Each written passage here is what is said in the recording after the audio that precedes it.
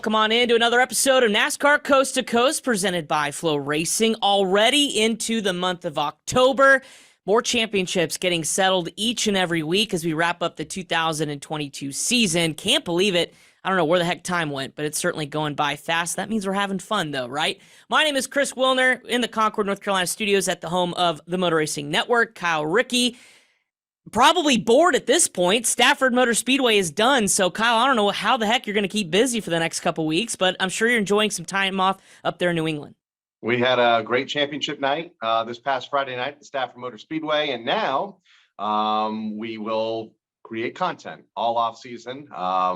We go into race shops throughout the region from all the drivers that finished in the top 5 in all 5 of our divisions, and getting some fun interviews for the off season and for next year. So we'll stay busy. It just won't be, with cars on the racetrack.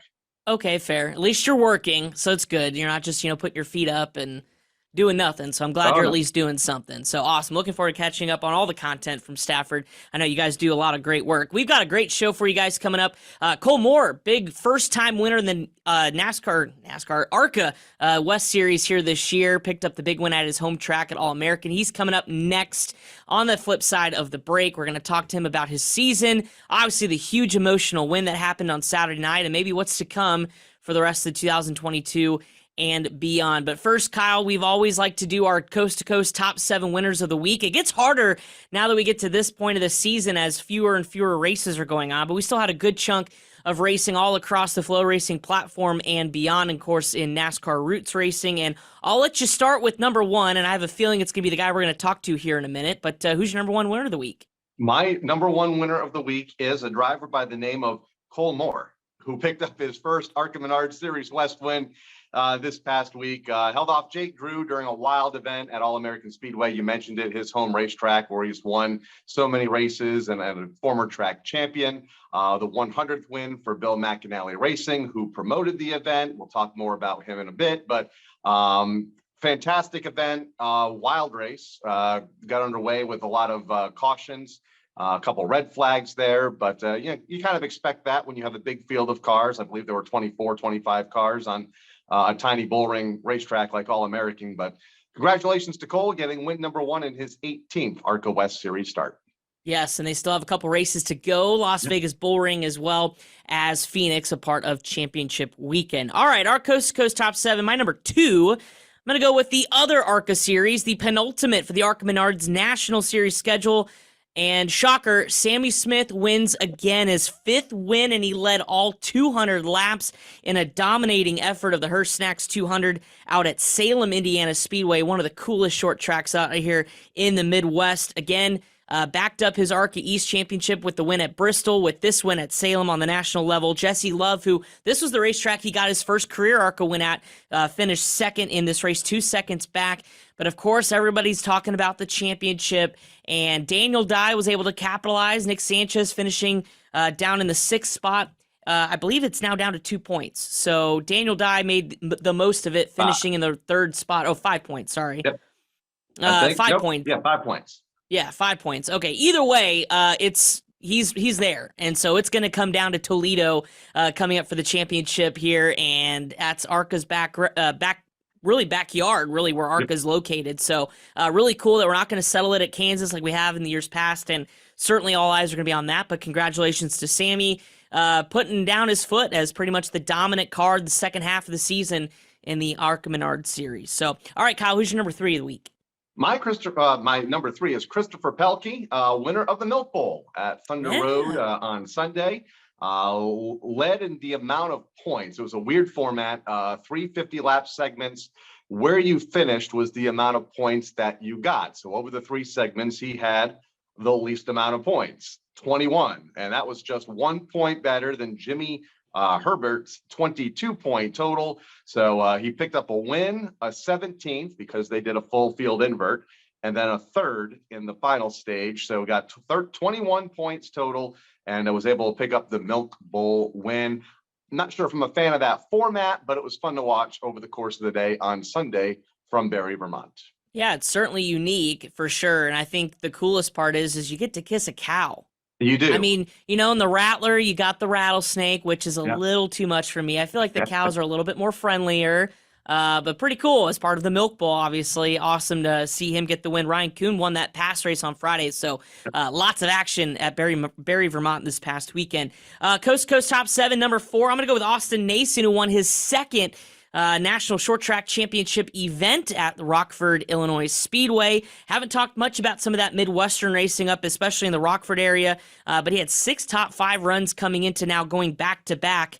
The first really since Alex Prutney in 2017, who had more than one win on the National Short Track Championship schedule. So big deal out in the Midwest. Congratulations to Austin Nason. Only 4 other drivers have more than one win in a season in that series. So nice little added stat to add to his resume. All right, Kyle, we're down to number 5. Who do you got? I'm going to throw you a curveball because I like throwing these at you. You didn't like the one a couple weeks ago. No, I didn't, but let's see what you got this time. I'm going to throw in the IDS Real Estate Group.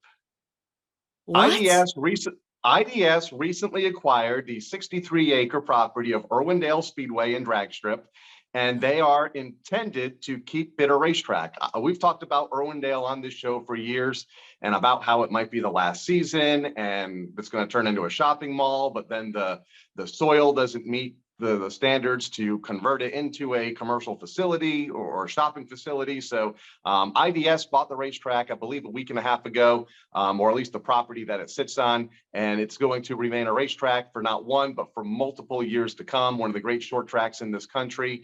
Probably the raciest racetrack on the West Coast under the NASCAR sanction. So good for them, and look forward to talking about Irwindale for years to come. Okay, I like that curveball. You threw me for a second when you said IBS Group, but now that all makes sense. And I'm actually glad you said that too, because of course, social media, there's quick people to make comments and things. I think a lot of misconception was around that the new ownership group was going to demolish it and put in some sort of shopping or real estate or something. And so do your research, folks, before you post on Twitter, because that is certainly now not the case. That they've come out and said it will be operations as normal for the future. And certainly that's the greatest news ever for short track racing fans, especially those out on the West Coast. Love Irwindale. Been to many turkey nights with the open wheel midgets, but of course love the short track racing on the late model side and when ARCA comes to town. All right, number 6, I'm going to go with the modifieds of Mayhem and Augie Grill out at Montgomery Motor Speedway, keeping it now down in the southern part of the region. 3 straight runner-up finishes coming into the event, and the modifieds of Mayhem, they just get after it. It is just tons of fun to watch these mods go after it, and the championship is down to the wire. I think Augie isn't quite in the championship competition, I guess. He's moved up to third in points, but significant of the ways back. But that's coming up November 5th at Montgomery. So they're going to wrap up at Montgomery, where Augie Grill captured another win with the modifieds of Mayhem. All right, Kyle, let's wrap up. Who is number 7 this week? We had modifieds of Mayhem at Stafford this weekend. 2 full fields and 2 caution-free modified races, but that's not my number 7. We'll move on. Bill Engel is my number 7. He swept the twin super late model features at the Tucson Speedway in Tucson, Arizona. We talked a little bit about it last week. Their bad to the bone night. Engel currently sits second in the super late model standings to Dylan Jones, who we've talked about on the show in the past, heading into their final weekend, October 26th through the 29th there at Tucson Speedway. So a couple of big wins for Bill this past Saturday night, as they begin to wrap up their season, as do most short tracks across the country. Awesome. Well, there's your Coast to Coast Top 7 for this week. Of course, we have our shout-outs, our honorable mentions. I'm going to go with Matt DiBenedetto, picking up his long-awaited NASCAR National Series win. It's not on the Cup side. Obviously, we remember the heartbreak of Bristol a couple years ago, but picking up the truck win out at Talladega in dramatic fashion. Had to come down to a replay review as he was, a fingernail in front of Ben Rhodes, supposedly at the caution flag after, basically taking the white flag. So interesting way that race ended. Of course, you could have heard that coverage on the Motor Racing Network, and what a call by our colleagues out there, because it was just absolute mayhem, as it typically is out at Talladega. But pretty cool for Matt to finally get one done. I know it's been a long couple years, especially now, being a Truck Series competitor full-time. He is coming back next year with Rackley Wars, so pretty cool for him toward the end of the year to get his first win. I also have the NASCAR Advanced Auto Parts Weekly Series champions that were awarded this week for divisions 2 through 5. So we talked about Lane Riggs getting it done several days after the fact, a couple shows ago. But Tim DeVos captured the Division 2 championship on the national level. Austin Paul, Division 3, Luke Ramsey, Division 4, and Jacob Brown, Division 5. So congratulations to our weekly national champions in those divisions. Kyle, do you have a shout out this week? Hey, we've had Tim DeVos on the show before. Yep. Kills it at the Berlin Raceway almost every week. So congratulations to all of our Advanced Auto Parts weekly champions. Gentlemen, my shout out is the gentleman we talked about a bit ago, Bill McAnally. We hope to get him on the show here in a couple of weeks. Promoted the race at All-American this past Saturday night. A spectacular crowd. The pre-race was amazing. Great car count, good show, well done. In fact, he hosted the pre-race show. It's very rare you see the promoter on the mic down there conducting everything that's happening while getting people into the facility and making sure everything's working. So congratulations to Bill, not only getting the win as a car owner, his 100th, which makes that night all the more special, but also promoting a spectacular event, as he usually does many times a year down there for the ARCA Menard Series West teams. For sure. Yeah, you don't think ARCA West without thinking Bill McAnally. That's for sure. A stalwart of the series and of short track racing out west for decades. All right, well, before we get to Cole Moore, who's on the line coming up next on NASCAR Coast to Coast presented by Flow Racing, heavy hearts for those of us, and you don't even have to be a dirt late model fan to know the name Rick Eshelman.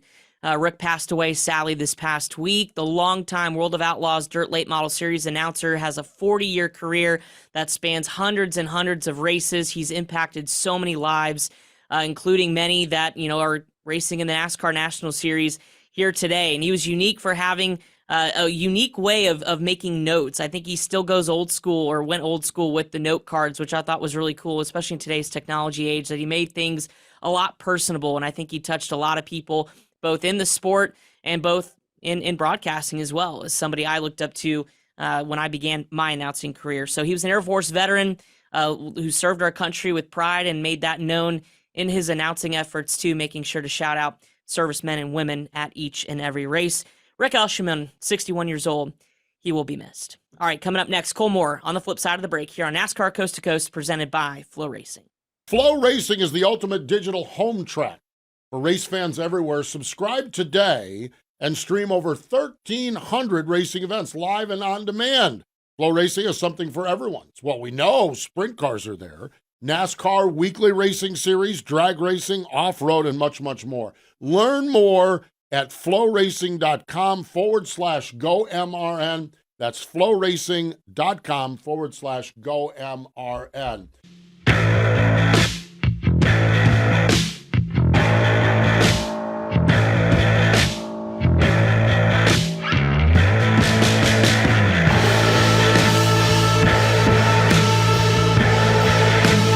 Joining us now via Zoom is the big winner out at All-American Speedway here this past weekend for the ARCA West Series. His first career win. It is Cole Moore. Cole, first off, congratulations.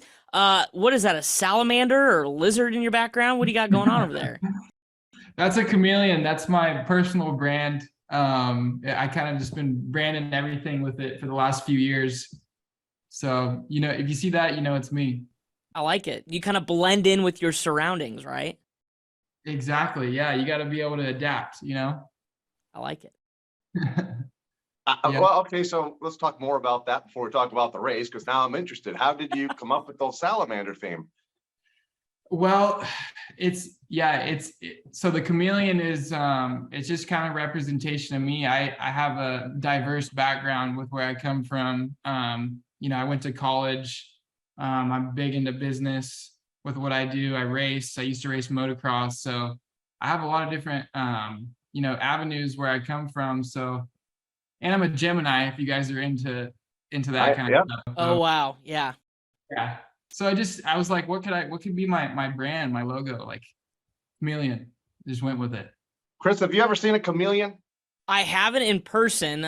Big fan of the Discovery Channel when I was growing up, so I used to watch all that kind of stuff, and I like the correlation between kind of what you have going on and the whole chameleon thing, because I think it's really cool, and that kind of brings me to kind of the next part of it. Like, you're a business student, right? Like, you understand how the business of motorsports works. How important is it for you, especially in this ever evolving world that, you know, you need to have this skill set and that skill set to kind of have a well-rounded background. Like you said, you know, you've been a part of motocross and hundreds of other things, but how big is it to be kind of a well-rounded person, especially on the business side too, when you're trying to get your career started?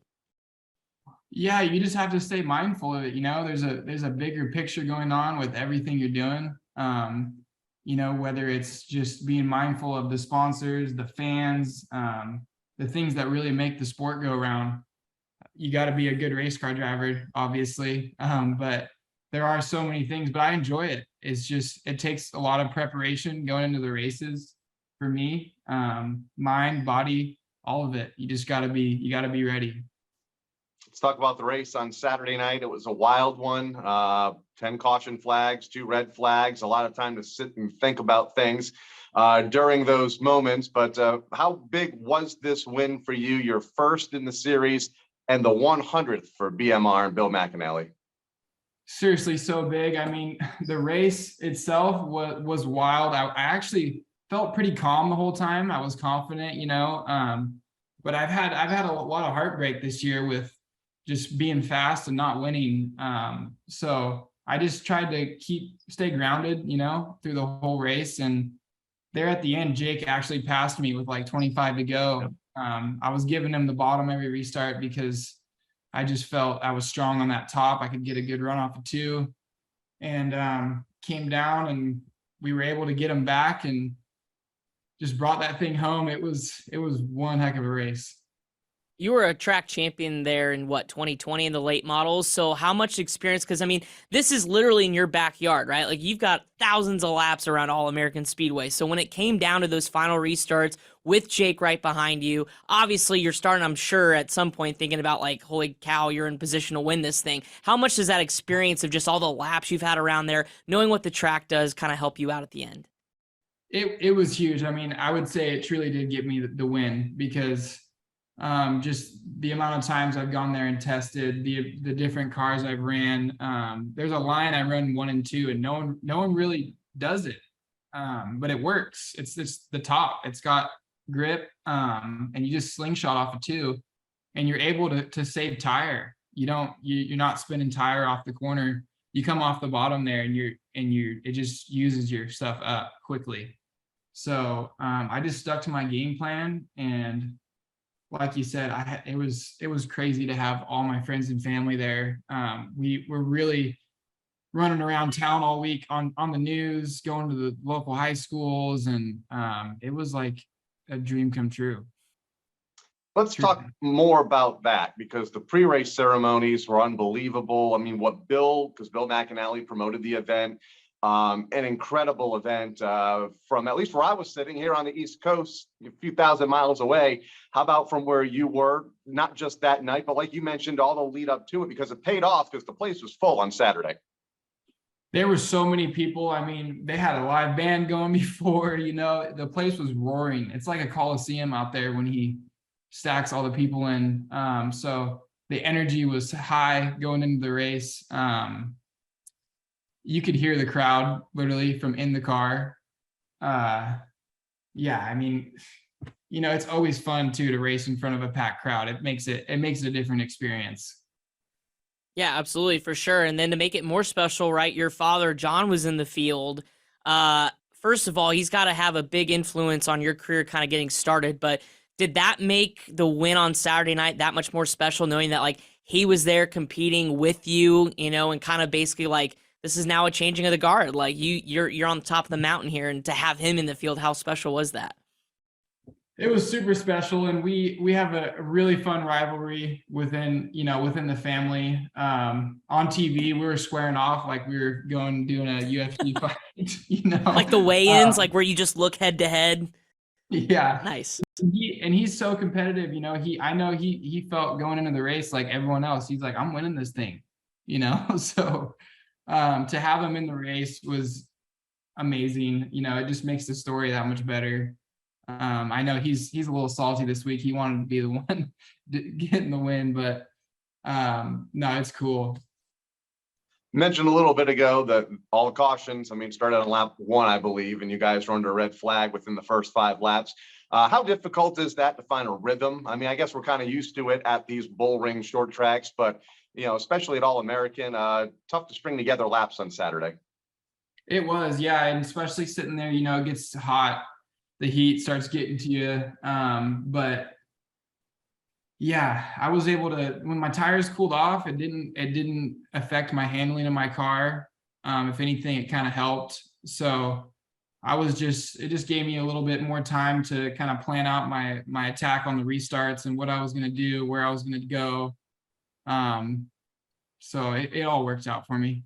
You mentioned the build up to this race. What were the 24, 48 hours like afterwards? I mean, how many text messages did you have? Who reached out to you? I mean, were there any competitors that kind of reached out to you? Because obviously a first win is so special, but to do it kind of at your stomping ground, your home track, had to have been pretty popular with amongst all the fans out there in the West Coast.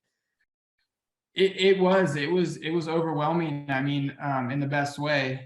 I had, you know, a lot of people I grew up racing with, Noah Graxton, Todd Gilliland, their dads, you know, David Gilliland, a lot of the past BMR drivers like Chris Eggleston, Eric Holmes, just everyone's so happy for me. They know how hard I work, you know, I really do. Outside of the track, I train really hard just to be prepared for these races. And it's been truly overwhelming in the best way just to see everyone so happy for me. Some former series champions on that list that you just named off as well. So some great names too, some great representatives of the sport. Let's talk about the last 4 races for you. It seems like you guys have really hit your stride. Top 4 finishes. You know, once you got past that Portland Sonoma run in the mid season, you guys have really hit on some things.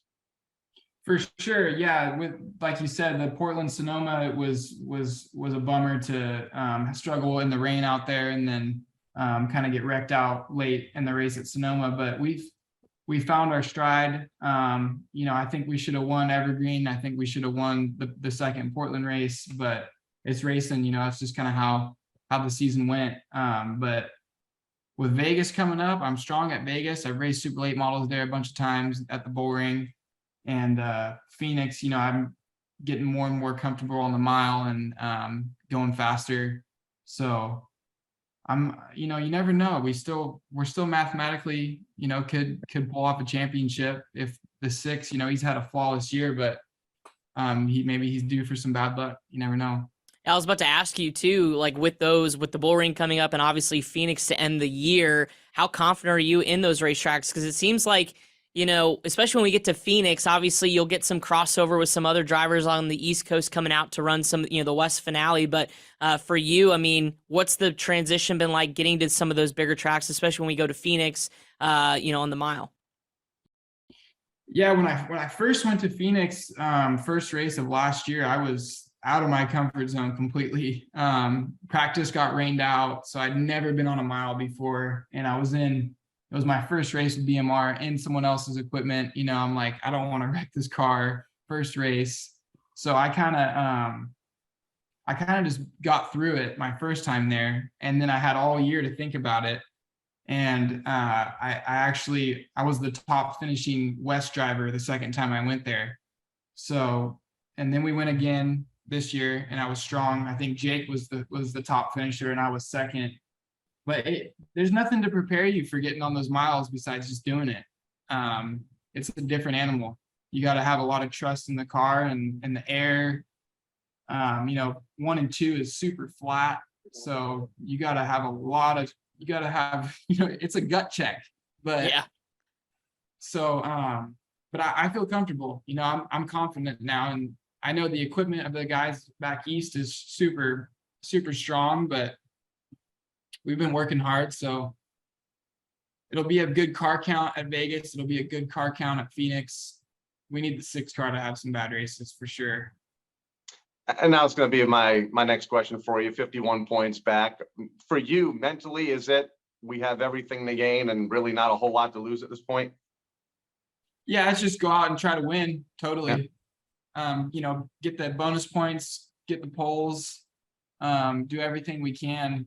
But, looking towards next year, I've really been, contemplating what I want to shoot for. And I've talked with Bill about racing trucks. I've talked with him about doing another season of ARCA, and I really haven't made a decision yet. I think it just comes down to the business side of things, and I really do want to win an ARCA championship before I move on. I want to be able to conquer this what I'm doing now before I take that next step, but we'll see.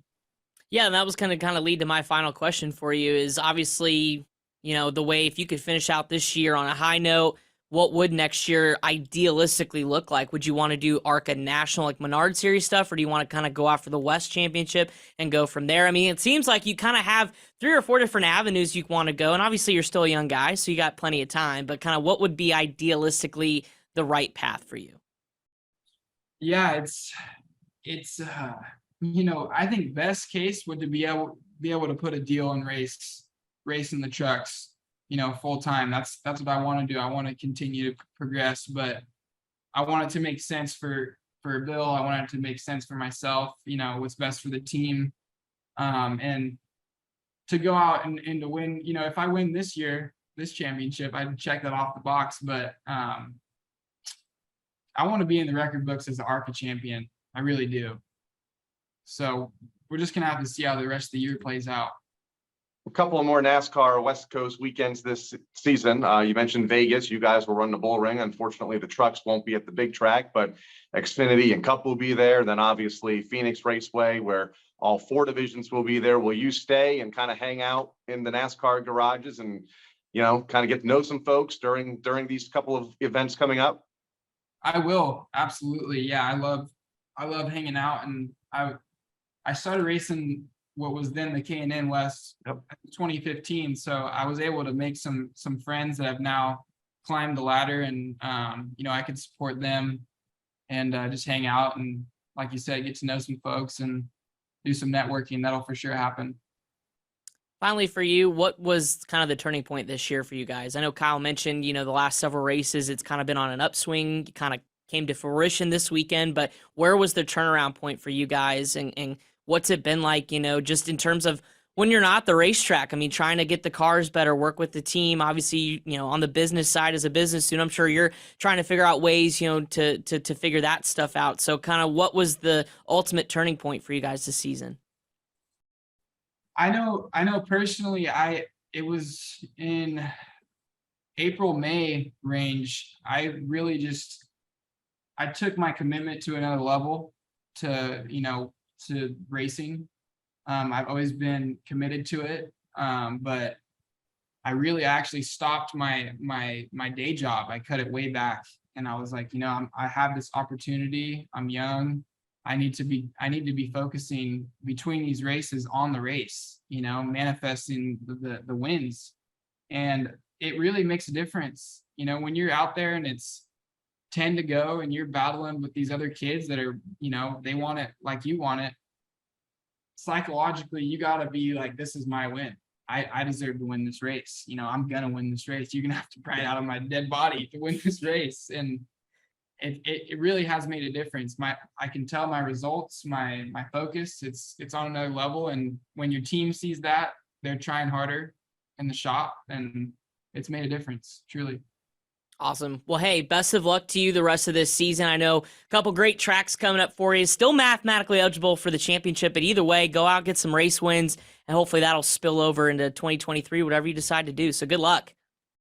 Thank you, fellas.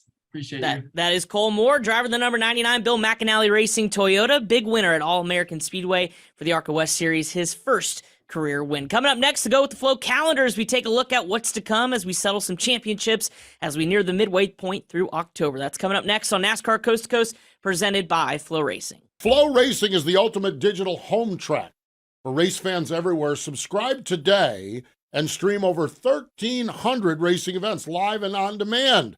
Flow Racing is something for everyone. It's what we know. Sprint cars are there. NASCAR weekly racing series, drag racing, off-road, and much, much more. Learn more at flowracing.com/GoMRN. That's flowracing.com/GoMRN.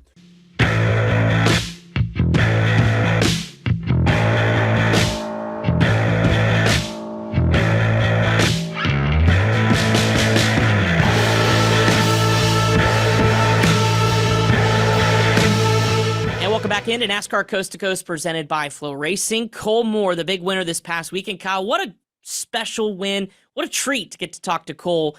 Somebody who, we don't get to talk to a lot of the West Coast guys that very often, but certainly when they make noise like Cole did, it's good to have him on the show. And I think he's going to continue to make noise. He mentioned about his future plans, and selfishly, I hope he ends up with us on the National Series next year, because I think he would be really good for the NASCAR Camping World, or what will be the NASCAR Craftsman Truck Series in 2023 with Bill McAnally. So, but like you said, he has got 2 races left to try to win this championship, and then we'll see what happens. So best of luck to him, but great personality.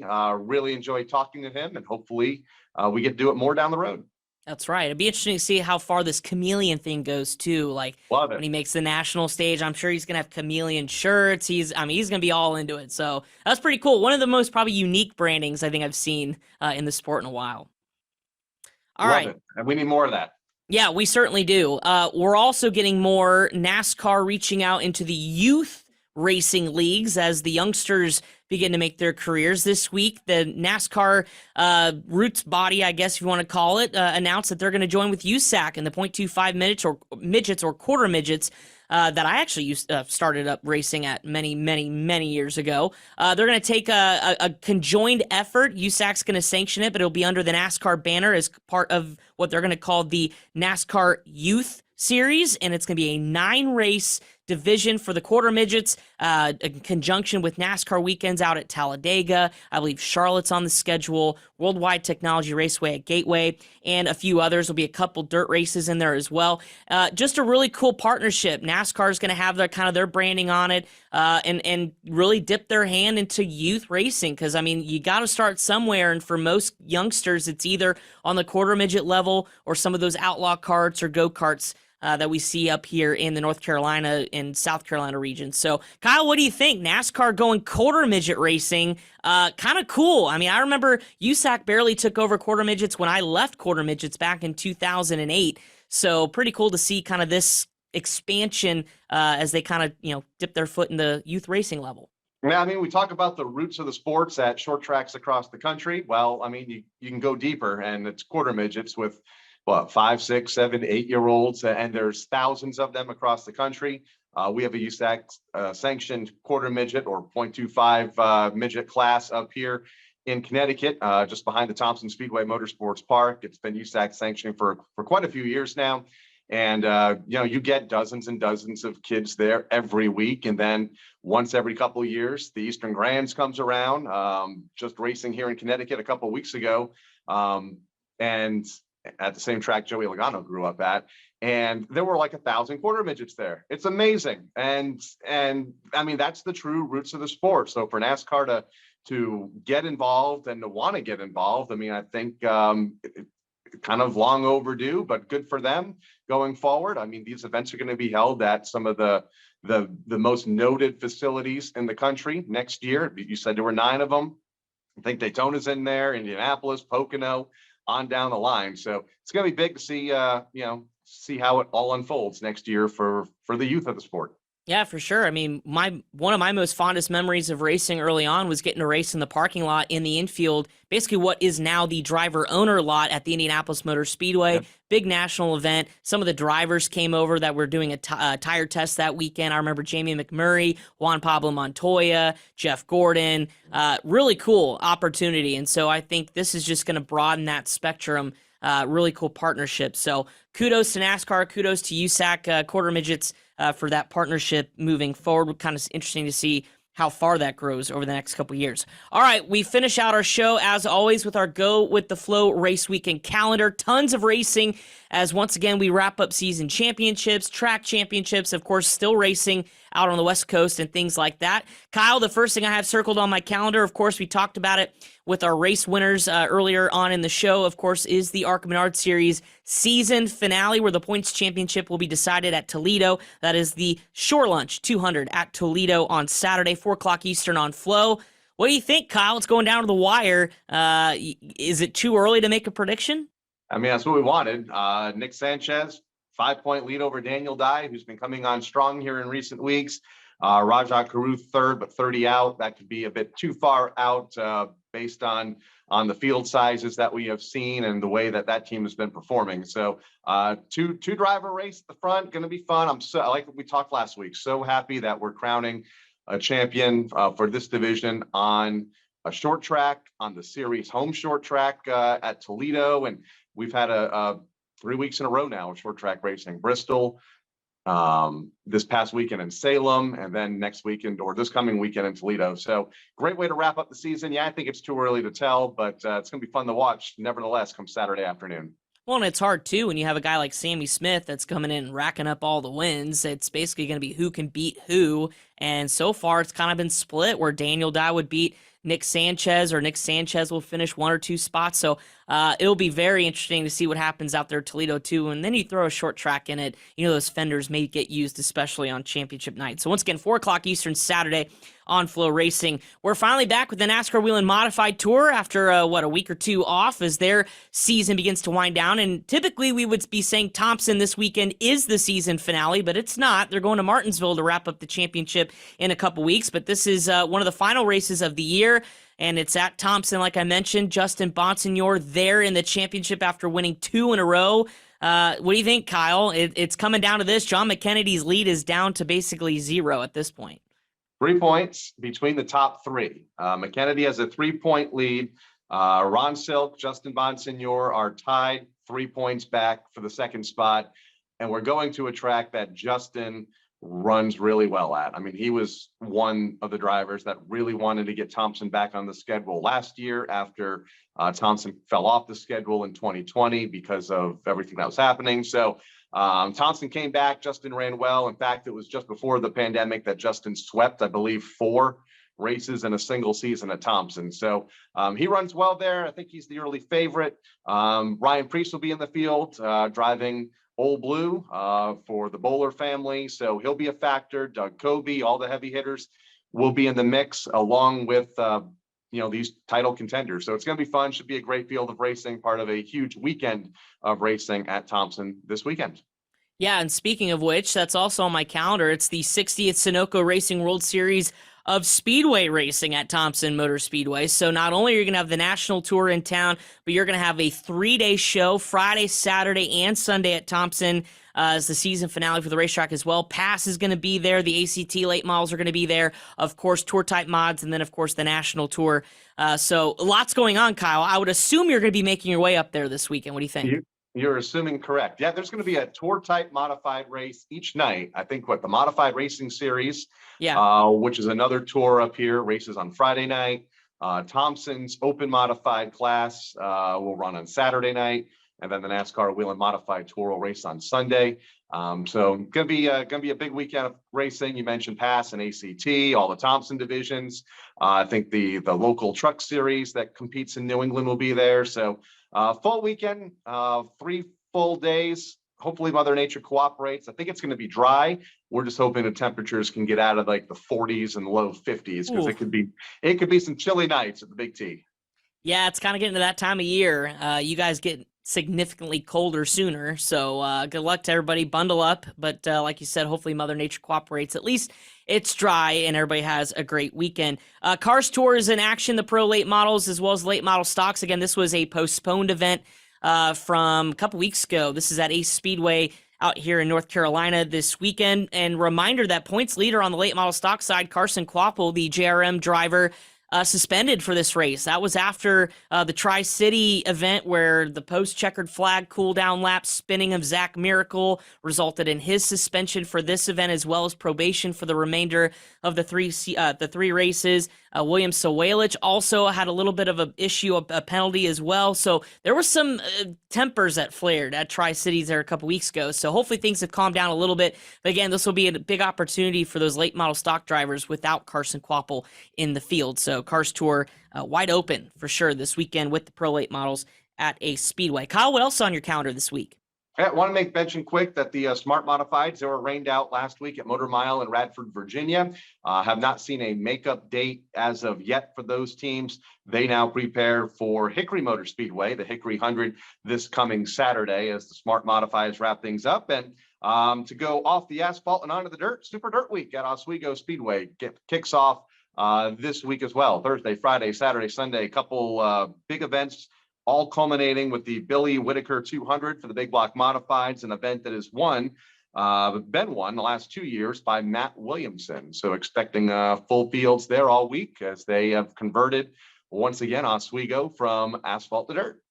Yeah, absolutely. One of the coolest events up there in New York, and an event I got to cover as a college student out at Syracuse, although that was back when it was on the Syracuse Mile, but for sure that should be a good time out there out of Oswego. Speaking of dirt, don't forget USAC Jason Leffler Memorial, the USAC Midgets, one of the marquee events of the year. That is on flow this weekend on Friday at Wayne County. Of course, 500 Sprint Tour at Anderson, the 500 Sprint Tour on pavement at Anderson. That is fun to watch for sure. Kyle mentioned Smart Mods at Hickory and Langley's in action as well with some weekly series wrapping up, plus much, much more. So lots going on as we hit the midway point or close to the midway point of October into next week. Kyle, you have a good time at Thompson. Take a lot of pictures for me. Bundle up, though, because it's going to be chilly. Gonna be fun. They're expecting upwards of like 600 race cars. So gonna be a good time.